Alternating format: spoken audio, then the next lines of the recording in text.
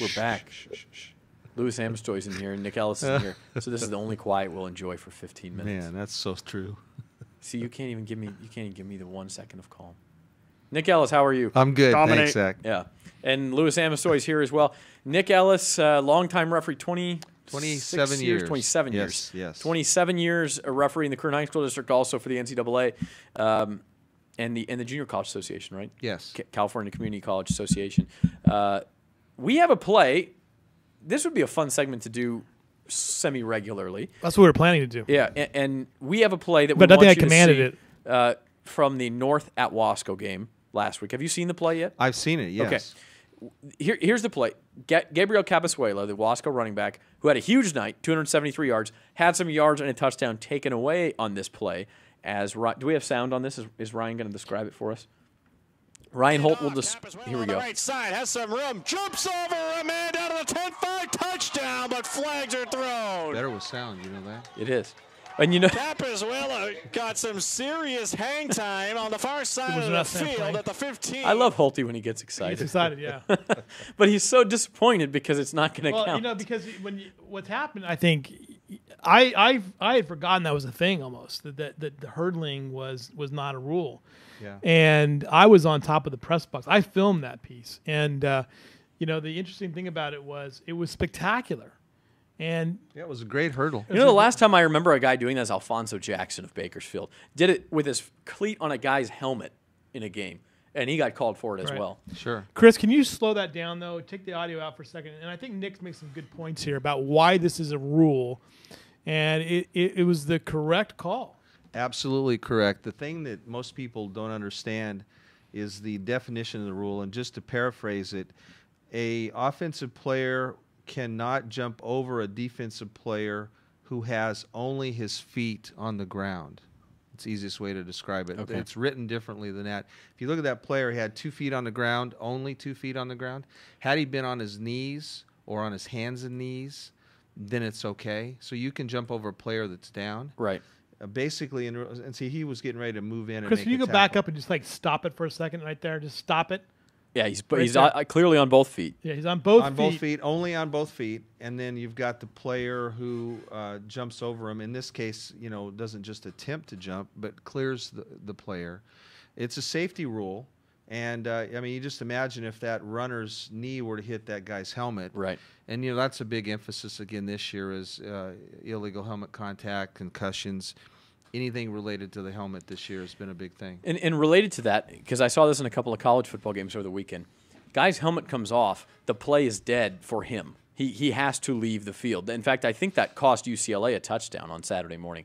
They had a kickoff return for a touchdown or a punt return for a touchdown, but one of the blockers lost his helmet and continued to play. And that's a penalty. You have if your helmet comes off, you have to basically take yourself out of the play. Stop, yeah. Safety. Is that also the case in high school? Well, no. It is a situation where if a ball carrier and the helmet comes off, that the play will be blown dead at that point, but not if it's some other player on the field. Okay. And a lot of this stuff, it's tough because that example with UCLA and also I think with Cabasuela here, it goes against instinct for these guys. They see a guy in front of him, they don't want to be tackled, so he jumps. You know, your helmet comes off, but you still want to keep playing, so you keep playing. But you have to teach yourself that's not the rule. Exactly, and there are a lot of rules that people just do not understand, that coaches don't always teach them correctly, and you know this all has come to head the last year or two with the helmet contact. I mean, you cannot tackle like I was taught when I played football in high school a long time ago. Coach told us put our face mask right in the numbers. That's an illegal move now. It's illegal helmet contact. Right. Is it harder to officiate because of all these safety rules now? I mean, it is. It's tough. It is hard, and part of the problem is that there's a learning curve here. It takes a while to learn how to enforce a rule. I equate it to a baseball umpire that maybe is trying to learn a strike zone. You might have to look at 10,000 pitches before you know how to throw or call a strike. And it just takes the reps. And the same thing with... And if you're CB Buckner, you'll never learn. Yeah, that's true. kidding. Yeah. Actually, I'm not. Well, you know, and there was a play in college football where, you know, they're kicking guys out on big hits, and one of them, Kamari Cotton-Moya, former Ridgeview BVarsity Player of the Year, his first game ever, his first quarter, his first series actually for Iowa State on Saturday. Controversial hit where, it looked like the receiver had came down in an angle where it looked like, I thought Cotton-Moya made the right tackle, but just because of the way that the two bodies came in together, it was a helmet-to-helmet. Those ones have got to be really tough to call because the receiver's a moving target. Right. Well, and they spent probably a good 5 minutes reviewing the tape on whether or not to eject him out of the game, and there he goes, and they go on to lose to go to state. And I'm not saying Kamari was the X factor in that game, but who knows? Yeah, Right. it is hard. It is hard to call, and of course, high school rules are going to be a little different than college. I think it's like 275 or 280 rule differences. Wow. And on top of that, you have college. On top of how many rules total? Oh, I don't know. I got a book full of them here. There's a bunch. There's, I think, 10 sections, and then there's subtitles under each of those. And the college book's a lot thicker and more detailed. It's just a little bit different. But one thing you have to remember in high school, and I don't mean to put down high school sports because I love high school sports, but it is only a high school football game. Right. It's not the end of the world. Yeah. A lot of these kids will never have contracts to play pro or never get a scholarship to go into college. This is what they're going to have. And for somebody to get injured and severely injured because of a misapplication of a rule is a problem. And what has to happen, in my opinion, is the coaches on down need to make sure their players understand what's legal and what's not. You can't teach a player to lead with his helmet. No. That sounds like a speech maybe you've made before I've made it several times. to coaches or other referees. Hey, there's a Other lot both. of other rules that have changed this year, and what are a couple ones you've highlighted? A few of them in there. One of them, and I don't want to stick my glasses back on, so I won't look at all my notes. But targeting. You want mine? No, I've got them. They work. I just don't want to. It's hard to see between you guys and the paper. But targeting it kind of carries hand in hand with this issue about illegal helmet contact.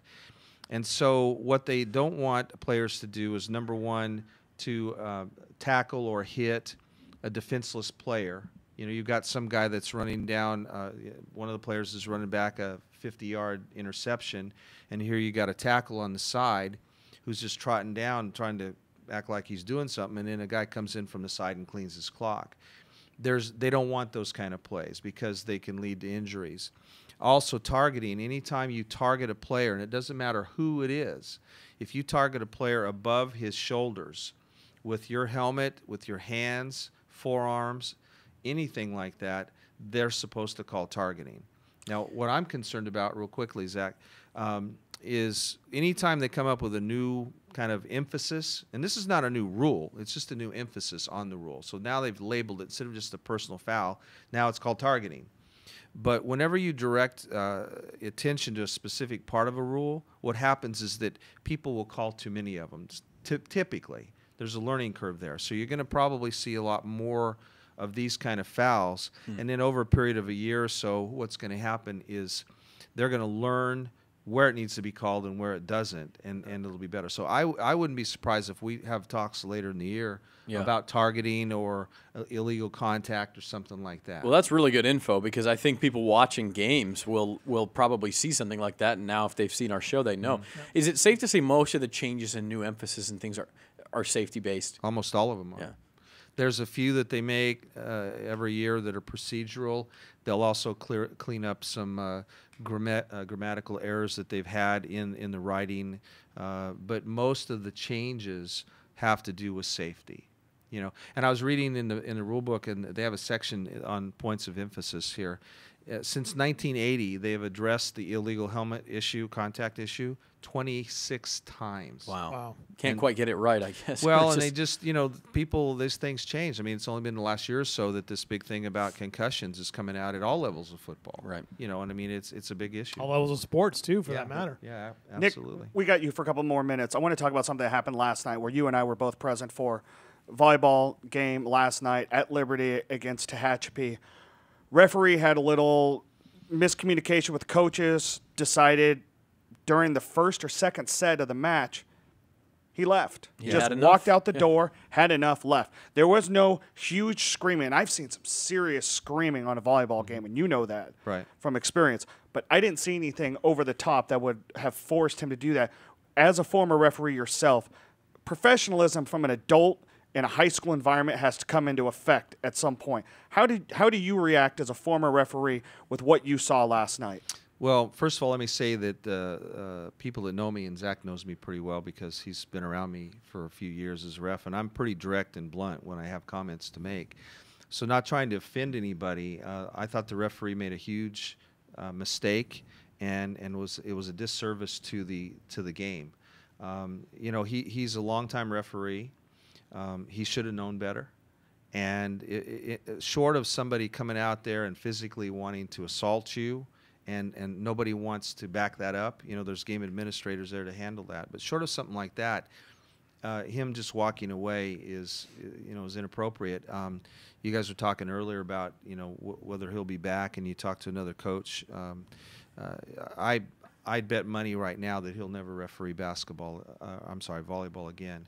He just shouldn't be refereeing if that's the kind of place he's at in his mind. You know, he's refereed for a long time. He probably needs to just give it up. Is it appropriate for a referee, though? I mean, if they feel, I mean, I don't know how he was feeling, and I wasn't at the game, and, you know, if he feels threatened, or maybe there was a comment that we didn't hear or no one else heard, thought to himself, you know what, I need to leave. Is that appropriate? I mean, or do you go There's to got to be other protocol, right, to talk to somebody about it? Well, yeah, there's always a game administrator. It's required at every high school event. There's a game administrator. Maybe an AD. It may be somebody from the VP or principal's office or something like that. There'll be a game administrator there. They're supposed to be, and that's one of the things they're there for. So we're taught in all sports, if we have an issue that's getting out of hand, we need to get a hold of that person and say, you need to take care of that. Right. And I've had to do that a number of times. You know, I've had people threaten me from the stands, and we're going to kill you, and, you know, just get over the top. And I've stopped games and said, you know, I need the police to come take this guy away. Yeah, Right. And no, they do. no doubt. Well, Nick, we got to let you go, but before you do, we'll ask you this every time, but a plug quick if people are interested in becoming an official, because there's always a need for that. Yeah, and that's one of the main reasons I like to come on this show. KCOA.org and Kern County Officials Association. You can find links to all of the sports. They're always looking for more officials. Our numbers are low, as they have been. Maybe later in another segment down the road we can talk more. Okay, Absolutely. so And KCOA.org. Don't forget that Nick will be shooting photos for us this weekend at West Porterville. Shot last night. The big win for Tehachapi. Little does Nick know, he's one of our main Instagram contributors. So there you are. Yeah, all right, so you people who like the IG, Nick Ellis. Be There you at have it. BVarsity Live. We'll be right back on BVarsity Live after this.